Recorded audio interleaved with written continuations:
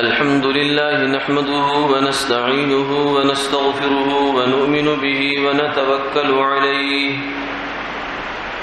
ونعوذ بالله من شرور أنفسنا ومن سيئات أعمالنا من يهده الله فلا مضل له ومن يضلله فلا هادي له ونشهد أن لا إله إلا الله وحده لا شريك له ونشهد أن سيدنا وسندنا وحبيبنا وشفيعنا ومولانا محمدا عبده ورسوله أما بعد فقد قال الله تبارك وتعالى شهر رمضان الذي أنزل فيه القرآن هدى للناس وبينات من الهدى والفرقان وقال النبي صلى الله عليه وسلم من صام رمضان إيمانا واحتسابا غفر له ما تقدم من ذنبه وقال عليه الصلاة والسلام من قام رمضان إيمانا واحتسابا غفر له ما تقدم من ذنبه صدق الله العظيم وصدق رسوله النبي الكريم ونحن على ذلك لمن الشاهدين والشاكرين والحمد لله رب العالمين اللهم صل على سيدنا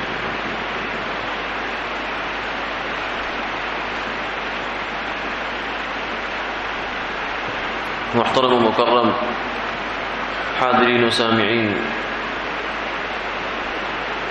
اللہ رب العزت کا بہت بڑا احسان، فضل اور کرم ہوا کہ اس نے بغیر کسی استحقاق کے ہمیں رمضان المبارک کا مہینہ زندگی میں ایک دفعہ دوبارہ دیکھنے کی توفیق عطا فرمائی۔ یہ محض اس کا فضل ہے، ہماری کوئی ہمت نہیں ہے، کوئی چالاکی نہیں ہے، کوئی ہوشیاری نہیں ہے، یہ صرف اس کا فضل ہے۔ اللہ رب العزت سے دعا ہے کہ اللہ تعالیٰ اس مہینے کو ویسے گزارنے کی توفیق عطا فرما دیں جیسا وہ چاہتے ہیں، اور جیسا ان کے حبیب و محبوب صلی اللہ علیہ وسلم نے امت سے فرمایا ہے۔ سرکار دو عالم صلی اللہ علیہ وسلم نے رمضان المبارک کی نسبت سے جو کچھ ارشاد فرمایا ہے، اسے اگر احادیث میں دیکھا جائے، مطالعہ کیا جائے، تو یہ بات نظر آتی ہے کہ آپ رمضان کے مہینے کے بارے میں جذباتی ہو جایا کرتے تھے۔ آپ صلی اللہ علیہ وسلم، یعنی آپ کی جو انداز گفتگو ہے، رمضان کا مہینہ آنے سے پہلے اہتمام شروع ہو جاتا تھا، رجب سے انتظار شروع ہو جاتا تھا، شعبان میں اہتمام شروع ہو جاتا تھا، خطبہ ارشاد فرما رہے ہیں، صحابہ کو اکٹھا کر کے ان سے فرما رہے ہیں کہ رمضان کا مہینہ آ رہا ہے، دن گن رہے ہیں شعبان کے کہ کب یہ دن پورے ہوں گے کہ اللہ کی رحمتوں کی جو موسلا دھار بارش ہے وہ شروع ہوگی۔ رمضان کا جو ہی چاند نظر آتا ہے تو اس کے بعد سے اس کی برکتیں، رحمتیں، خیریں سب شروع ہو جاتی ہیں۔ تو اللہ رب العزت نے ہمیں بغیر کسی استحقاق کے اس مہینے میں جینے کی توفیق عطا فرمائی۔ اللہ سے امید ہے کہ جیسے اس نے یہ مہینہ عطا فرمایا ہے بغیر استحقاق کے، وہ اس مہینے کی قدر بھی عطا فرمائیں گے۔ اور وہ اس مہینے سے فائدہ اٹھانے کی توفیق بھی عطا فرمائیں گے۔ سرکار دو عالم صلی اللہ علیہ وسلم نے ارشاد فرمایا کہ تم پر ایک مہینہ آ رہا ہے، بلکہ اب تو آ چکا ہے، جو بہت برکت والا ہے، بہت برکت والا ہے، بہت عظمت والا ہے۔ اس کی عظمت کے، اس کی برکت کے، اس کی خیروں کے اتنے پہلو ہیں، اتنے زاویے ہیں کہ وہ کسی ایک حدیث میں یا ایک خطبے میں آپ نے سمیٹے نہیں ہیں، بلکہ کہیں آپ نے اس کا کوئی ایک پہلو ارشاد فرمایا، کہیں دوسرا فرمایا، کہیں تیسرا فرمایا۔ فرمایا کہ اس مہینے میں اللہ رب العزت کی رحمت تمہیں ڈھانپ لیتی ہے، جیسے بادل ڈھانپ لیتے ہیں چاند کو، یا آپ کہیں شمالی علاقہ جات میں برف والے علاقوں میں کہیں جائیں اونچی پہاڑی پر، تو کئی دفعہ ایسا ہوتا ہے کہ آدمی وہاں پہاڑ پر کھڑا ہے اور بادل آ جاتا ہے جو اس کو چاروں طرف سے گھیر لیتا ہے، ہر طرف سے اس کو رحمت بادل گھیر لیتا ہے۔ تو رمضان المبارک کے مہینے میں گویا کہ اللہ بندوں کو اتنا اونچا لے جاتے ہیں، اتنا اونچا لے جاتے ہیں کہ اس کی رحمت ان کو چاروں طرف سے گھیر لیتی ہے، ہر طرف سے اس کی رحمت ان کو اپنی لپیٹ میں لے لیتی ہے، اور اللہ ان کی جو عبادات ہیں اس پر فرشتوں سے فخر فرماتے ہیں۔ یباہی بہ الملائکہ، اللہ تعالیٰ فرشتوں سے فخر فرماتے ہیں، حالانکہ فرشتے ہم سے زیادہ عبادت کرتے ہیں، ہماری عبادت ان کے سامنے کیا ہے؟ ہم تو آٹے میں نمک بھی نہیں ہے، پاسنگ بھی نہیں ہے، فرشتوں کی عبادت، فرشتوں کی عبادتیں تو یہ ہیں کہ آسمان پر کوئی چپا ایسا نہیں ہے، کوئی جگہ ایسی نہیں ہے کہ جہاں کوئی نہ کوئی فرشتہ اللہ کے حضور تسبیح میں، تحمید میں، تقدیس میں، تحلیل میں، تکبیر میں، کسی نہ کسی ذکر میں، تلاوت میں، عبادت میں نہ لگا ہو۔ اور فرشتوں کی تعداد اتنی ہے کہ بلا حد و حساب۔ بیت المعمور ایک جگہ ہے جہاں فرشتے اس کا طواف کرتے ہیں، اس کے اندر داخل ہوتے ہیں۔ یہ بیت اللہ کے بالکل سیدھ میں بیت المعمور ہے، وہاں فرشتے طواف کرتے ہیں، اور ان کی اتنی تعداد ہے کہ جو فرشتہ ایک دفعہ بیت المعمور میں داخل ہو گیا اس کی دوبارہ باری نہیں آتی۔ حالانکہ انسانوں کا تو آپ ایک دفعہ اگر بیت اللہ میں داخل ہو گئے تو کہیں نہ کہیں دوسری دفعہ اس کی باری آ ہی جائے گی، لیکن فرشتے اتنی تعداد میں ہیں۔ جو فرشتہ رکوع میں ہے رکوع میں ہے، سجدے میں ہے سجدے میں ہے، قیام میں ہے قیام میں ہے، قعود میں ہے قعود میں ہے، تو اللہ کی تسبیح بیان کیے جا رہا ہے، کیے جا رہا ہے، کیے جا رہا ہے۔ یہی وجہ تھی کہ جب اللہ تعالیٰ نے آدم علیہ السلام کو پیدا کرنے کا ارادہ فرمایا اور فرشتوں سے اس کا اظہار فرمایا، تو فرشتوں نے کہا نحن نسبح بحمدک ونقدس لک، کہ یا اللہ یہ مخلوق جو آپ پیدا فرما رہے ہیں یہ تو زمین میں جا کے فساد مچائے گی، یہ تو آپ کو ناراض کرے گی، الٹے کام کرے گی۔ باقی رہا کہ آپ کو اگر اس مخلوق سے کوئی عبادت چاہیے، تسبیح چاہیے، تحمید چاہیے، تقدیس چاہیے، تو وہ تو ہم پہلے سے کر رہے ہیں، اور اتنی کر رہے ہیں، اتنی کر رہے ہیں کہ جس کی کوئی حد و حساب نہیں ہے۔ اور یہ مخلوق کرے گی کیا؟ کیونکہ اس کے ساتھ آپ نے پیٹ بھی لگا دیا ہے، اس کے ساتھ آپ نے خواہشات بھی لگا دی ہیں، اس کی زندگی بھی آپ نے بہت محدود سی رکھ دی ہے، اس کے ساتھ بیماریاں بھی ہیں، اس کے ساتھ عوارض بھی ہیں، مصروفیات بھی ہیں، تو یہ عبادت کرے گی کتنی ساری؟ اس کے ساتھ نیند بھی ہے۔ آپ خود اندازہ لگا لیں کہ آدمی کی اگر 60 سال زندگی ہے تو اوسط 20 سال تو وہ سو کے گزار دیتا ہے، سو کے، اور 20 سال جو ہیں وہ اس کے یہ مصروفیات میں گزر جاتے ہیں۔ اور پھر اس کے بعد وہ عبادت کا اگر اس کا نتیجہ نکالا جائے تو 60 سال میں 70 سال میں کتنی عبادت کرتا ہے وہ؟ پھر اس عبادت کو اگر آپ اکٹھا کر لیں تو کتنے گھنٹے بنیں گے، اور ان گھنٹوں کے اگر آپ مہینے بنا لیں، سال بنا لیں، تو کتنے بنیں گے؟ تو کچھ بھی نہیں ہے۔ فرشتوں کے مقابلے میں تو واقعتاً کچھ نہیں تھا۔ لیکن اللہ رب العزت نے فرمایا کہ میں جانتا ہوں جو تم نہیں جانتے کہ اس مخلوق نے کیا کرنا ہے۔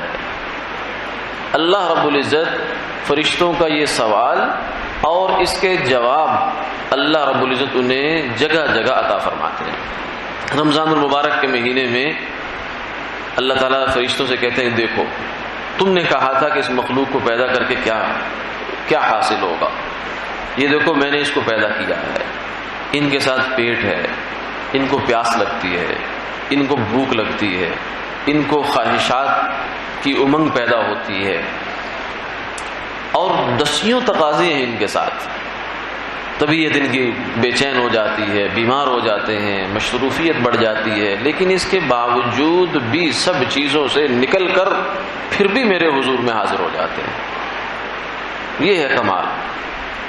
تمہارا کمال کیا ہے؟ تمہارے ساتھ نہ پیٹ ہے، نہ تمہیں کمانا ہے، نہ تمہیں ملازمت کرنی ہے، نہ تمہیں کاروبار کرنا ہے، نہ تمہارے بیوی، نہ تمہارے بچے، نہ تمہارے رشتہ دار، نہ تمہارے ساتھ بیماری، نہ مصیبت، دکھ، تکلیف، پریشانی، کچھ بھی نہیں ہے، اور ان کے ساتھ سب کچھ لگا ہوا ہے، لیکن اس کے باوجود بھی دیکھو کیا کر رہے ہیں۔ صبح سے 2 گھونٹ پانی پی کر، 2 گلاس پانی پی کر، 2 روٹیاں کھا کر یا ایک کچھ چیز کھا کر ہلکی پھلکی 17 گھنٹے تک بھوک برداشت کر رہے ہیں، اور نہ صرف یہ کہ بھوک برداشت کر رہے ہیں بلکہ میرے لیے کر رہے ہیں، کیونکہ روزہ وہ چیز ہے کہ جو کسی کو دکھایا نہیں جا سکتا، اس لیے فرمایا الصوم لی وانا اجزی بہ، کہ روزہ میرا ہے اور اس کا جزا بھی میں نے دینی ہے، یہ میرے ساتھ الگ سے معاملہ ہے بندے کا، کیونکہ روزہ نظر نہیں آتا۔ جیسے نماز پڑھتے ہوئے آپ نظر آتے ہیں نا، ایک حصی صورت ہوتی ہے نماز کی، کوئی رکوع ہو رہا ہے، سجدہ ہو رہا ہے، تلاوت ہے، قیام ہے، نظر آ رہا ہے۔ حج کرتے ہوئے آپ نظر آتے ہیں، زکوٰۃ دیتے ہوئے آپ نظر آ رہے ہیں کہ آپ کچھ اپنی جیب سے نکال کر فقیر کو دے رہے ہیں، تلاوت کرتے ہوئے آپ نظر آ رہے ہیں، ذکر کرتے ہوئے آپ نظر آ رہے ہیں، کم سے کم اگر آپ دل میں بھی ذکر کر رہے ہیں تو بھی دوسرے کو محسوس ہو رہا ہے، کیونکہ آپ کچھ اور کام نہیں کر رہے، خفیہ زبان سے اللہ اللہ اللہ کہے جا رہے ہیں، تو کسی اور کام میں آپ مشغول نہیں ہیں، آپ کسی کا جواب نہیں دیں گے، جواب دیں گے تو آپ اپنا معمول چھوڑ کر دیں گے، اس کو پتہ چل جائے گا آپ کچھ کر رہے ہیں۔ لیکن روزہ ایسی چیز ہے کہ جس کا پتہ نہیں چلتا،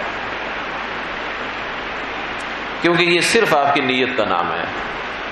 آپ نے نیت کر لی کہ صبح کو میں اللہ کو راضی کرنے کے لیے یہ جو حلال چیزیں ہیں، کھانا ہے، پینا ہے، میاں بیوی کے تعلقات ہیں، اور بد زبانی ہے، بد کلامی ہے، بد گویائی ہے، بد شنوائی ہے، یہ سب چھوڑتا ہوں، چھوڑ دیا، حرام کر لیا اپنے اوپر، اور رات افطار تک حرام کیے رکھوں گا اپنے اوپر۔ اب یہ آپ کا ایک عزم ہے، آپ کی ایک نیت ہے جو آپ کسی کو دکھا نہیں سکتے، یہ کسی کو نظر نہیں آتی، یہ صرف اللہ جانتے ہیں۔ یعلم خائنۃ الاعین وما تخفی الصدور ان اللہ لا ينظر الى صورکم واموالکم ولکن ينظر الى قلوبکم واعمالکم۔ اللہ کی نظر تمہارے عملوں پر نہیں ہے، نظر تو ہے، اس کے علم میں سب کچھ ہے آپ کا، لیکن اس کی اصل نظر تمہارے دل پر ہوتی ہے کہ دل میں کیا چل رہا ہے تمہارا۔ وَلَقَدْ خَلَقْنَا الْإِنسَانَ وَنَعْلَمُ مَا تُوَسْوِسُ بِهِ نَفْسُهُ وَنَحْنُ أَقْرَبُ إِلَيْهِ مِنْ حَبْلِ الْوَرِيدِ، فرمایا ہم نے انسان کو پیدا کیا اور اس کے دل میں کیا چیز چلتی ہے یہ ہم جانتے ہیں۔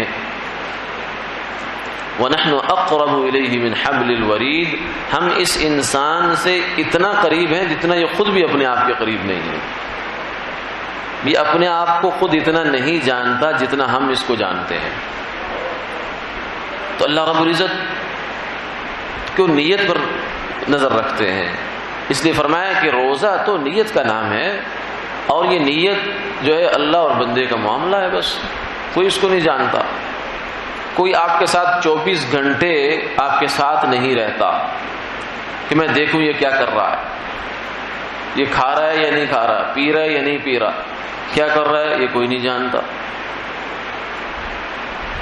ماں باپ، قریبی دوست، عزیز رشتہ دار، بیوی، بچے، کوئی بھی آپ کے ساتھ روزے کے اندر دخل انداز نہیں ہو سکتا۔ تو تو اس لیے یہ تو سراپا اخلاص ہی اخلاص ہے. اللہ رب العزت اس کا بھی بدلہ بھی عطا فرماتے ہیں کہ جب سے انسان روزہ رکھنا شروع کرتا ہے، حدیث پاک میں آتا ہے کہ صبح سحر سے لے کر جب آپ نے نیت کر لی کہ اب سے میرا روزہ ہے، افطار تک کیا ہو رہا ہے؟ فرشتے آپ کے لیے دعا میں لگ جاتے ہیں، سمندر کی مچھلیاں آپ کے لیے دعا میں لگ جاتی ہیں. یہ حضور نے فرمایا، میں نہیں کہہ رہا، سچوں کے سردار نے فرمایا ہے. سچ جن سے راہ پکڑتا ہے انہوں نے فرمایا ہے، جن کا لقب ہی الصادق الوعد الامین ہے، جن کی سچائی پر اپنے تو اپنے غیروں کو بھی کبھی شبہ نہیں ہوا، انہوں نے فرمایا ہے کہ جب تم روزہ رکھ لیتے ہو تو سمندر کی مچھلیاں آپ کے لیے دعا کرتی ہیں، فرشتے آپ کے لیے دعا میں لگ جاتے ہیں. اور کتنا لمبا 17 گھنٹے 14 گھنٹے 15 گھنٹے جتنا بھی روزہ بنتا ہے، مسلسل دعا چل رہی ہوتی ہے. آپ انسانوں میں سے کسی انسان کو چاہے آپ کتنے مرضی پیسے دے دیں اور اس کو آمادہ کرے کہ تو نے 30 دن تک یا 29 دن تک رمضان کے صبح سحری سے لے کر افطار تک میرے لیے دعا کرتے رہنا ہے، تو کوئی آمادہ نہیں ہوگا اس کام کے لیے. کیونکہ میں نے اور بھی دھندے ہیں میرے، میں یہ کام تھوڑی کر سکتا ہوں. مجھے نیند بھی آ جائے گی، میں نے کھانا بھی ہے، میں نے سونا بھی ہے، میں نے نماز بھی پڑھنی ہے، میں نے اپنے کام بھی کرنے، میں تمہارے لیے دعا کہاں سے کر سکتا ہوں؟ لیکن یہ دیکھیے کہ اللہ رب العزت نے صرف روزے کی برکت سے آپ کے اوپر کتنا بڑا انعام کر دیا کہ سمندر کی مچھلیاں آپ کے لیے دعا میں لگی ہوئی، اور خشکی کی مخلوق، جنگل کے چرند پرند آپ کے لیے دعا میں لگے ہوئے ہیں. زمین کا ہو گیا، پھر آسمان کے فرشتے آپ کے لیے دعا کر رہے ہیں. یہ صرف روزے کی برکت، اتنا اللہ کو پسندیدہ عمل ہے یہ. پھر کھانا چھوڑنے کی وجہ سے منہ میں کچھ بو بسان سی آ جاتی ہے، تو یہ ویسے تو بری چیز ہے، منہ کی بدبو بری چیز ہے، اسی لیے فرمایا پیاز کھا کے لہسن کھا کے مسجد میں نہ آیا کرو کہ اس سے فرشتوں کو اذیت ہوتی ہے، تکلیف ہوتی ہے. خود سرکار دو عالم صلی اللہ علیہ وسلم یہ چیزیں نہیں استعمال فرمایا کرتے تھے، کچی، پکی بھی تو کر لیتے تھے، کچی نہیں استعمال فرماتے تھے. اور فرماتے تھے کہ مجھے فرشتوں کے ساتھ گفتگو کرنی ہوتی ہے تو انہیں اس چیز سے تکلیف ہوتی ہے. تو عام حالات میں تو یہ ایک تکلیف دہ چیز ہے، لیکن روزے دار کے ساتھ جب یہ چیز جڑ جائی تو اللہ کے ہاں اس بو کا مقام یہ ہے کہ اللہ کے ہاں یہ تمہارے نزدیک سب سے اعلیٰ جو خوشبو ہو سکتی ہے اس سے بھی زیادہ اللہ کے ہاں محبوب ہے. یہ منہ کی بدبو، یعنی جس انسان کو جو خوشبو اچھی لگتی ہے، کسی کو گلاب لگتا ہے، کسی کو چنبیلی لگتی ہے، کسی کو کوئی اچھی سے اچھی خوشبو جو دنیا میں ہو سکتی ہے اس کے لیے، مشک، عنبر، زعفران، ان سے بھی زیادہ اللہ کے ہاں یہ پسندیدہ ہے. یہ روزہ ہے، یہ ہے اللہ کے ہاں روزے کا مقام. اور جب یہ خوشبو، یہ بو، منہ کی بو اس کی اتنی اللہ کو پسند ہوگی تو اندازہ لگائیے کہ خود روزے دار اللہ کے ہاں کتنا محبوب ہوگا، اس کا کیا مقام ہے، اس پر اللہ کی کتنی نظر رحمت پڑ رہی ہیں. اس لیے فرمایا کہ وہ روزے دار کے جو ویسے عام حالات میں، عام دنوں میں 11 مہینے سال کے آپ کی زبان ذکر کرے گی، اگر آپ کروائیں گے اس کو، تسبیح کریں گے، لا الہ الا اللہ کہیں گے، سبحان اللہ کہیں گے، الحمدللہ کہیں گے، تو زبان ذکر میں استعمال ہوتی ہے، یا دل بھی ساتھ متوجہ ہو جاتا ہے. بس ہاتھ آپ کا ذکر نہیں کرتا، پاؤں ذکر نہیں کرتے، آنکھیں ذکر نہیں کرتی، ناک ذکر نہیں کرتا، کان ذکر نہیں کرتے، جسم کے بال ذکر نہیں کرتے.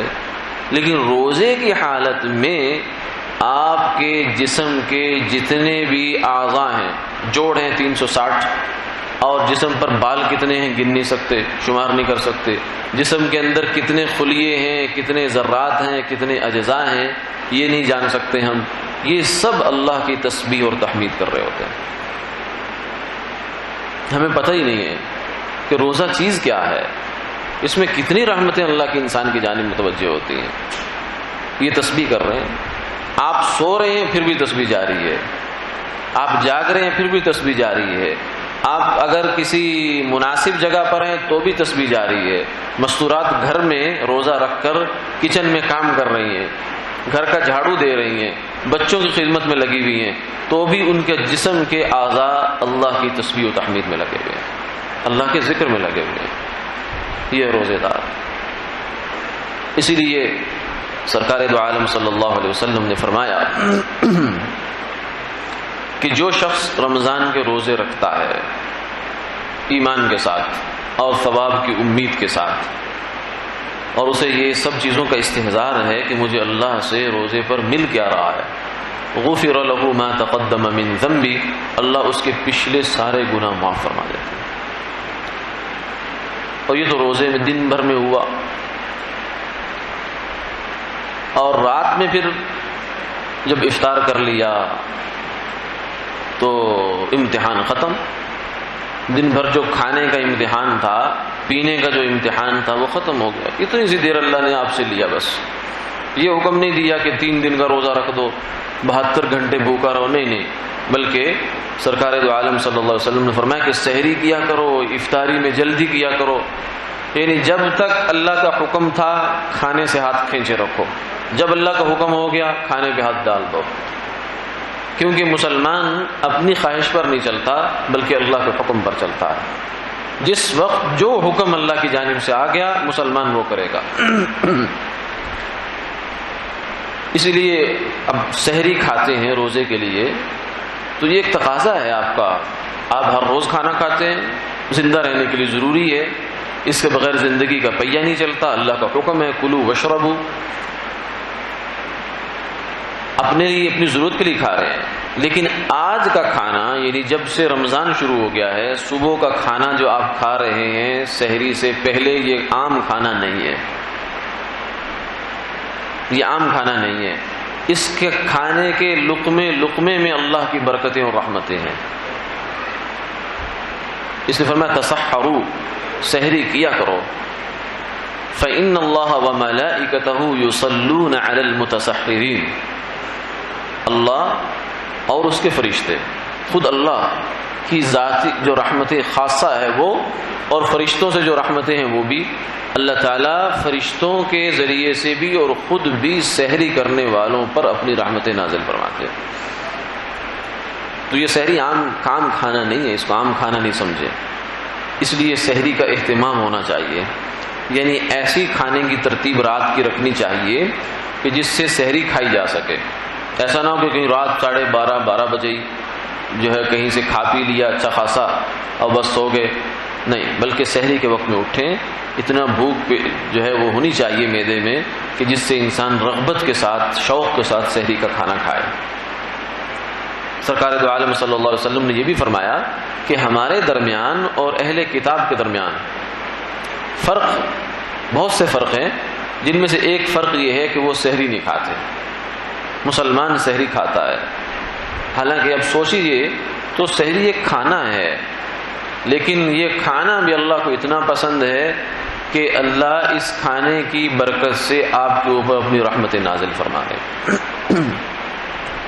اور نہیں کھا رہا، پھر روزہ رکھ لیا تو نہیں کھا رہا، پھر بھی رحمت نازل ہو رہی ہے.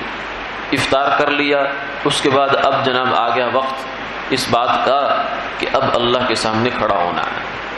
عشاء کی نماز ہو گئی، تراویح کا وقت آ گیا. اس کھڑا ہونے میں کیا ملے گا؟ فرمایا اس کھڑے ہونے میں تمہیں یہ ملے گا، من قام رمضان ایمانا واحتسابا غفر له ما تقدم من ذنبه. اس کھڑے ہونے میں یہ ملے گا کہ جو بندہ رمضان میں رات کو قیام کرتا ہے. رمضان کا رات کا قیام تراویح ہے. تہجد تو سارا سال چلتی رہتی ہے، لیکن تراویح جو ہے وہ صرف رمضان میں، رمضان کے علاوہ تراویح نہیں ہے. تو جو بندہ رمضان کا قیام کرتا ہے، اللہ کے سامنے کھڑا ہو جاتا ہے، تو اللہ اس رمضان کے قیام کی برکت سے اس کے پچھلے گناہوں پر قلم پھیر دیں گے.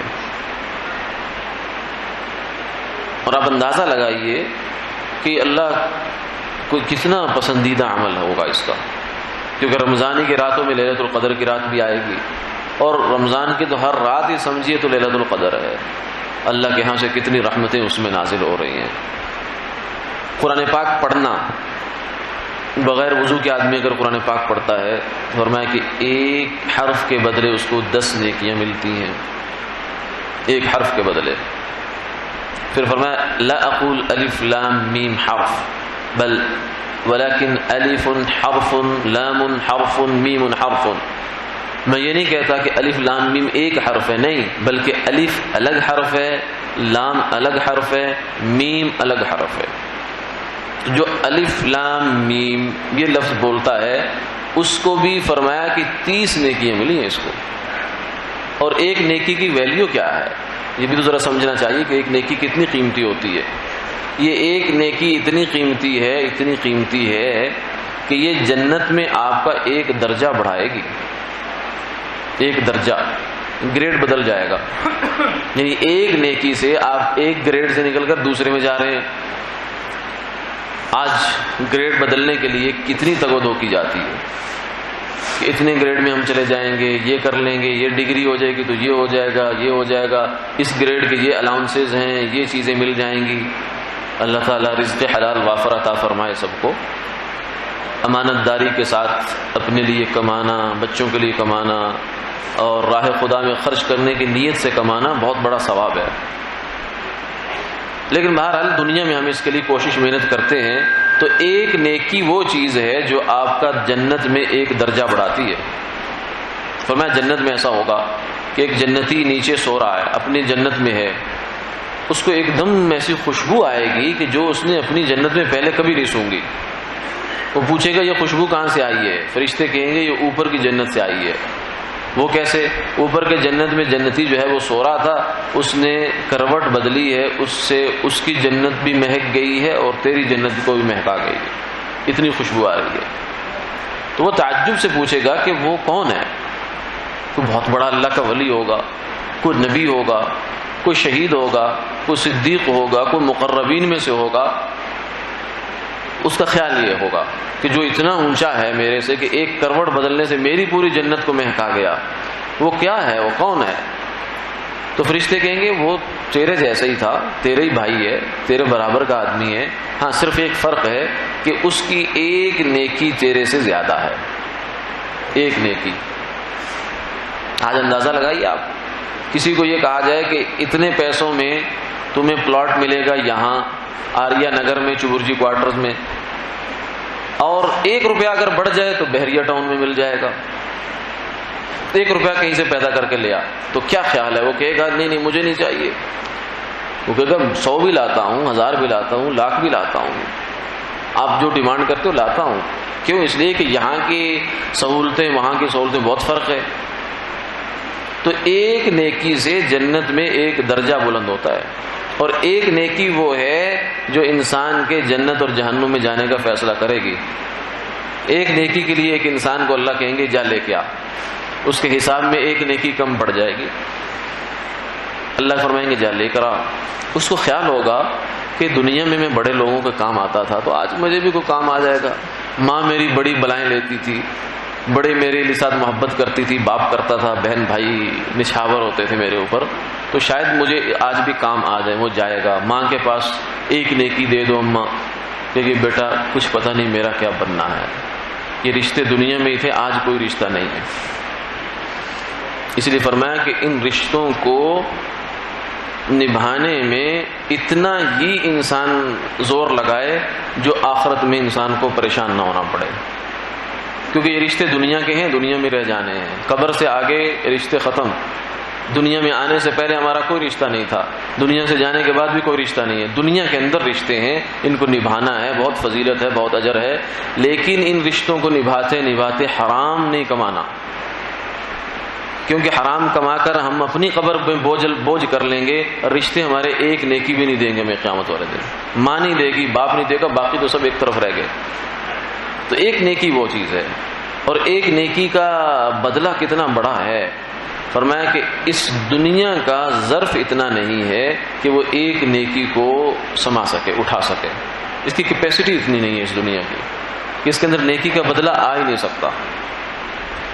تو یہ جو ہے نیکیاں کمانے کا مہینہ ہے، رمضان المبارک کا مہینہ ہے۔ ایک نیکی ایک حرف پر 10 نیکیاں، اور وضو کے ساتھ آپ قرآن پاک کی تلاوت کریں گے 25 نیکیاں، اور اگر نماز میں قرآن پاک کی تلاوت کریں گے 100 نیکی ملے گی ایک حرف پر۔ اور قرآن پاک پڑھنے کا جو ثواب ہے وہی ثواب سننے والے کو ملتا ہے، بلکہ سننے میں ایک درجہ اور فضیلت ہے کہ سننا قرآن پاک کا واجب ہو جاتا ہے۔ پڑھنا بعض اوقات مستحب ہوتا ہے، لیکن قرآن پاک کا سننا واجب ہو جاتا ہے، اس کا اور درجہ اونچا ہو جاتا ہے۔